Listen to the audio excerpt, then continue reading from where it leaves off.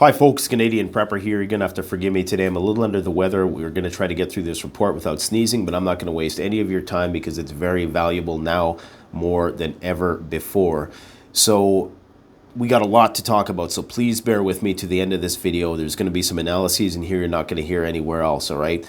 We are in a very, very critical moment in human history. Food prices are at record levels. I repeat, food prices are at record levels. Never have food prices been proportionately higher than they are now. This is just the start of it.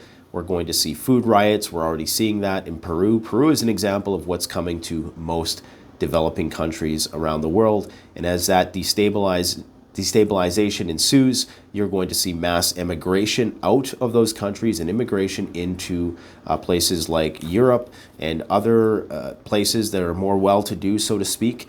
And that's going to lead to instability. It's going to lead to political unrest, civil unrest. It's going to likely fan the flames of war sentiment, and we are going to war. The war is ready to rage. We're going to be talking about some stuff going on outside of Ukraine that we're not hearing about in the news, but we should be, because it's very, very significant. Now, you even have media agencies like NBC making these mini documentaries about how the US dollar is going to collapse as the global reserve currency, but they're saying it's not going to happen for 30 years, so don't worry about it. But just the fact that they're putting this out right now on the heels of this Russian situation, and Russia wanting countries to buy its commodities in rubles, which of course undermines the legitimacy of the US dollar as the global reserve currency. Just the fact that they're putting it out now signals that something big is coming. And one mistake that a lot of economists, climatologists, war strategists, a lot of people make is that they assume that the progression of the future is going to be linear as opposed to exponential, meaning that they presume that these crises are going to continue to progress in a linear fashion, meaning that it's going to be a gradual, increase in chaos.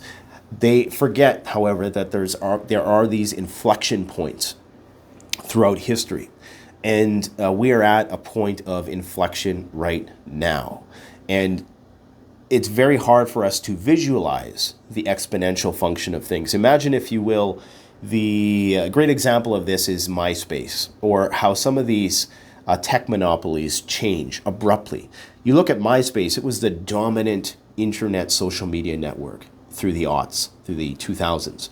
And look how abruptly that changed in 2007 to 2010 with the introduction of Facebook. Facebook took over exponentially, okay? And this is what we fail to understand. We fail to understand how quickly these Goliaths, whatever they might be, whether it's the US as the global reserve currency or a MySpace, how quickly they can be toppled and how quickly a paradigm shift can occur once it reaches a critical mass.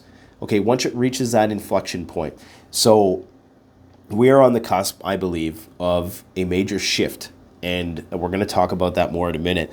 But in terms of what is happening with the war, there's something called the Sawalki Gap, okay? And you can't really see it because this is inverted right now, but if you can flip it around in your mind, you can go get a map and follow along. So you have Sweden, you have Finland, you have Estonia, Latvia, Lithuania. You have this satellite state of Russia, which is called Kaliningrad, right here. So it's disconnected from the Russian mainland, okay? And this is where Russia has a large naval presence, and it's a very strategic location because, of course, it puts them right on the front doorstep of Western Europe, okay? And so there's suspicion that they do have nuclear weapons here. They could easily have nuclear weapons there within no time. Belarus, there's a gap between Belarus and Kaliningrad called the Sawalki Gap. Now, there are some political pundits and propagandists, if you will, on Russian TV right now talking about how they can cut off these three Baltic states from Belarus can cut off Lithuania, Latvia, and Estonia by bridging this Sawalki Gap. Okay, and this is what they predict, and this is just some of the war games that they're strategizing, because Sweden and Finland want to become members of NATO, or they're threatening to, and of course Finland shares this huge border with Russia, like 800 miles or probably more than that. I'm not exactly sure how much it is. But this, of course, is why Finland has been preparing for World War III SHTF for the longest time. There's a documentary about it. Go check it out. So here's what they are saying that they might potentially do, or this is one thing that they could potentially do. They can cut off the Baltic states from Poland using an electric jamming device to blind NATO radar in the Baltic. Then they can place S-400 missile defense systems on this island in the Baltic, or one of these islands, okay? And this will give them a 400-mile radius, no-fly zone. And then they can take these Baltic states by land, unimpeded by any sort of NATO air support, because they'll effectively have a no-fly zone. The S-400 missile defense systems are the most advanced missile defense systems in the world, bar none. This doesn't even get into the S-500, okay, which they don't have many. I think the Russians only have about a dozen of these S-400 missile defense systems, but they have about 2,000 of the S-300 missile defense system. I believe right now Ukraine has about 50 of those left because the Russians have been, of course, targeting them aggressively. So this is the war that's brewing now. Supposedly, there's been military buildups in Belarus around this region close to this Sawalki Gap, okay, that gap that separates Belarus from Kaliningrad. And bridging that would potentially isolate Lithuania, Latvia, and Estonia. And then, of course, if Russia wanted to go in there, they could. Now, people will say, well, wouldn't NATO just evoke Article 5? Maybe, but has that ever really been tested? And what would the response be? You know, as Dr. Peter Price said, would crossing the line of a NATO country, depending on which NATO country it was, would it really warrant the use of the full force of NATO's military? Would, you know, attacking a country like Latvia, like as he says, people can't even find on a map typically, would that necessarily bring France and England and the United States in with their nuclear weapons? A lot of people think that they're not willing to go to mutually assured destruction level nuclear war for some of these smaller NATO members, okay, and that it's only Article 5 can be interpreted very ambiguously, and that it doesn't necessarily mean that you need to bring the full force of your army to bear. It could be a more soft support, like we're seeing for Ukraine, being the smuggling in of weapons, and we have these small-scale civil wars. However, because of the smaller size of these countries, it wouldn't be very hard for Russia and Belarus to overwhelm these countries militarily, because remember, Ukraine had one of the strongest militaries in all of Europe, contrary to popular opinion. And they also had the most recent experience in modern warfare within the Donbass, where they're fighting right now, aggressively. Now, Russia has also staged war games in Kaliningrad. Russia has carried out war games in Kaliningrad, an enclave of the Baltic Sea sandwiched between Poland and Lithuania. Interfax news agency cited the Baltic Fleet Command as saying, days after a senior official warned European countries against any potential action against Kaliningrad. Now, this is a translated article, so you're going to have to bear with me. Up to 1,000 military personnel and more than 60 military equipment units were involved in the control checks. Interfax News quoted the Russian Baltic Fleet Command press service as saying, separately, 20 Su-27 fighters and Su-24 frontline naval aviation bombers conducted planned training overnight, simulating attacks on low-speed air and ground targets, command posts, and military equipment in Kaliningrad. And recall that it was only a couple weeks ago that the Russians were flying nuclear-armed bombers in Swedish airspace right around here. So this is a very strategic location for the Russians. It's basically puts them right on Western Europe's doorstep. Now, this is all under the heels of the U.S. sending Patriot missile systems to the EU.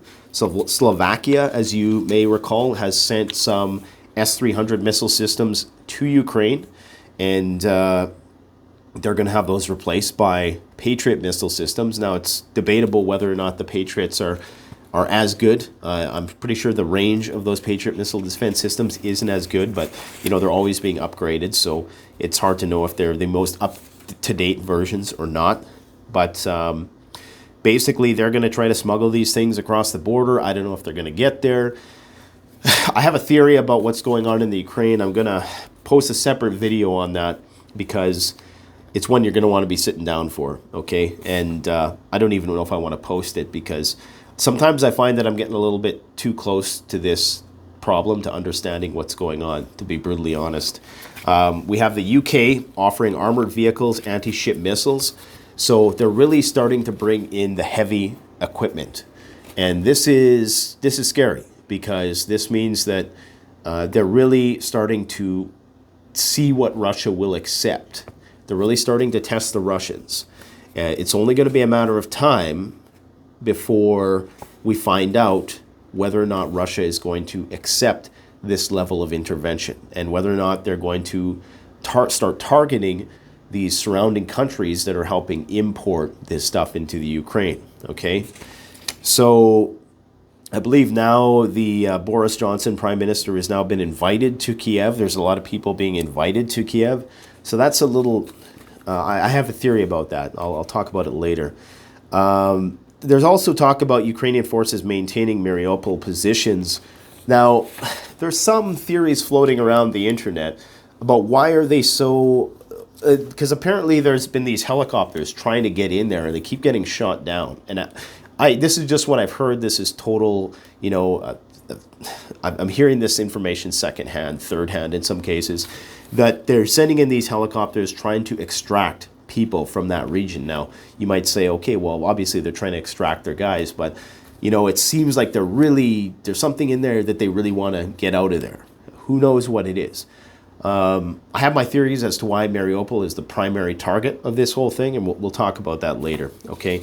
But it's not looking good. Now, Polish government publishes survival guide in case of war. Poland's government has issued a guide advising the public on how to be prepared for and act during crises, including a potential war and foreign occupation. The booklet includes information on how to cope when under various kinds of attack and what to pack when forced to flee or take shelter. And they're distributing this to their entire population. The ability to cope in situations of threat is an important element of building a resilient society, which translates directly to the resilience of the state, okay? Says Damian Duda, the head of Government Security Center's information policy. A 36-page guide, which is available online on the RCB website, contains practical advice on disinformation, the air raid siren system, taking shelter and evacuation in hostage situations, as well as how to act in case of occupation, gunfire, explosions, and chemical, biological, and nuclear attacks. Now, we know that Poland's worried. We know that all these Baltic countries are worried that NATO is not going to come to their rescue, that Britain and France and Spain and whoever else is in NATO is not going to come to their rescue. That's what it's starting to look like. This is why Poland's asking for nukes. We do have some missile defense systems coming into Poland from the UK, but not enough to fend off a full-scale Russian invasion. And remember, Russia is fighting the war in Ukraine with its fingers, not its fist, and I quote Peter Pry, that's not my saying. They're only using probably 15% of their active duty military, and it seems almost like his theory that they're using it as a training ground for a broader war in Europe there's some truth to that. Like, it seems like, because you got to remember, it's like going to the gym, okay? If you don't go to the gym and train, then, you know, you're not going to be prepared for when you know, you really need to physically do something. And you almost need a real war in order to train people. I mean, you can war game and all this stuff, but until you get guys who've experienced the adrenaline intensity of being on the front line, they're not really combat efficient and combat ready. And this is why you see the Chechen guys who have been much more efficient than obviously the conscriptive forces, because they have that history, they have that, you know, and this is why they're taking POWs and they're causing a lot of damage. In other news, Ukraine war pushes Germany to strengthen its bunker infrastructure. The Welt am Sonntag newspaper, citing the Germany's interior minister, reports that Berlin has started working on strengthening its basement shelters as well as building up crisis stocks in case of war. After decades of attrition of Germany's armed forces, Russia's war in Ukraine has led to a major policy shift, with German Chancellor Olaf Scholz pledging to increase defense spending and injecting 100 billion into the army. The government is also looking into upgrading its public shelter systems and will increase spending on civil protection, Interior Minister Nancy Faeser told the newspaper.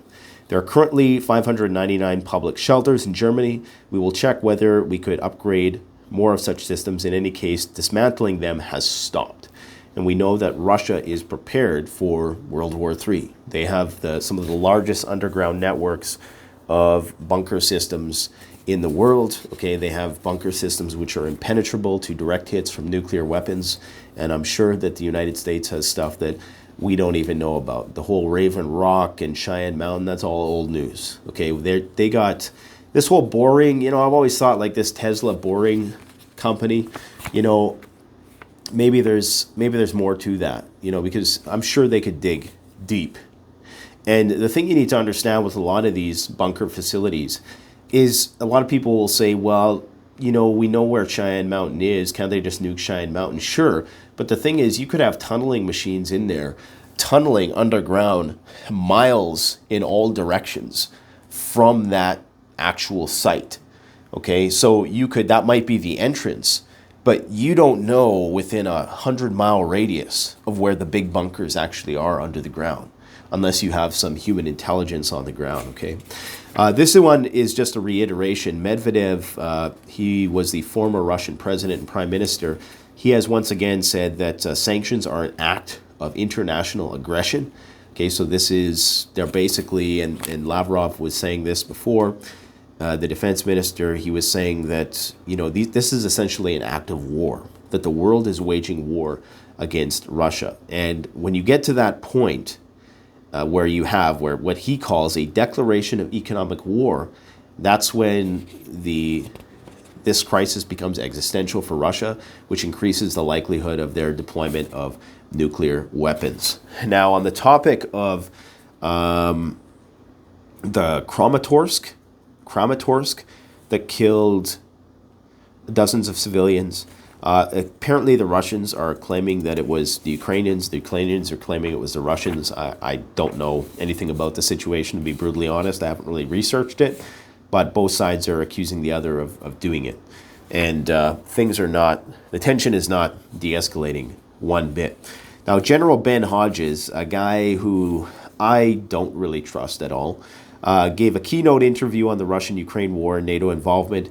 Hodges emphasizes that the next 3 weeks are extremely critical for the development of the war. He basically thinks that if we have 3 weeks to stop the Russians, or they will overtake Ukraine, and they're going to win in the east, and that once they've won in the east, it'll be exponentially easier for them to take the rest of the country.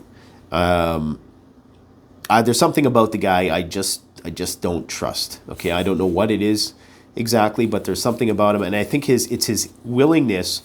He's kind of like Sean Penn, He's like, well, it's his willingness to use nuclear weapons and to disregard the nuclear threat, which concerns me. It's very bold to try to call somebody's bluff when it comes to nuclear weapons and play a game of chicken with Russia with respect to nukes, when a part of their stated military doctrine is we will reserve the right to use nuclear weapons if we feel that our existence is under threat. And if Ukraine is overrun, then, or if they lose in Ukraine for whatever reason, which I cannot see that happening, but if they were to, then that would be an existential threat to them, because that would mean that NATO would be right against its border, and with all manners of weapons. So that would be existential for them, meaning that they likely would deploy a nuke, and hopefully it would have the Hiroshima effect, where it would cause everybody to say, okay, this needs to stop. But it could have the opposite effect. We could escalate. We could start bringing in the big guns, and then it could turn into an all-out nuclear war. Food prices hit a record high in March, UN agency says. World food prices jumped nearly 13% in March to a new record high as the war in Ukraine caused turmoil in markets for staple grains, edible oils, the UN Food Agency said on Friday. I think that we have about 6 months before things just get insane in terms of food prices, in terms of inflation, in terms of recessionary stock market, in terms of US dollar pressure, all that stuff, because that's in fall. That's when people are going to start to rely on natural gas even more to heat their homes. It's when we're going to see what the crop outcomes are for the year as a result of a lot of farmers not planting due to the high cost of fertilizers. Things are going to get rough. We also have France preparing gas rationing. Okay, France is surveying its largest consumers of natural gas to assess which of them would have to suspend normal operations if deliveries of fuel from Russia are cut. So they're starting to talk about this. Now, I only got 20 seconds left, but all I'm going to say, guys, is buy food now. If you have disposable income, buy extra food because it's going to increase in price continuously. Buy non-perishable food. All right, so we're going to have a lot more information coming in the coming days and weeks ahead. Stay tuned. Thanks for watching. Don't forget to like, comment, subscribe. Canadian Prepper out.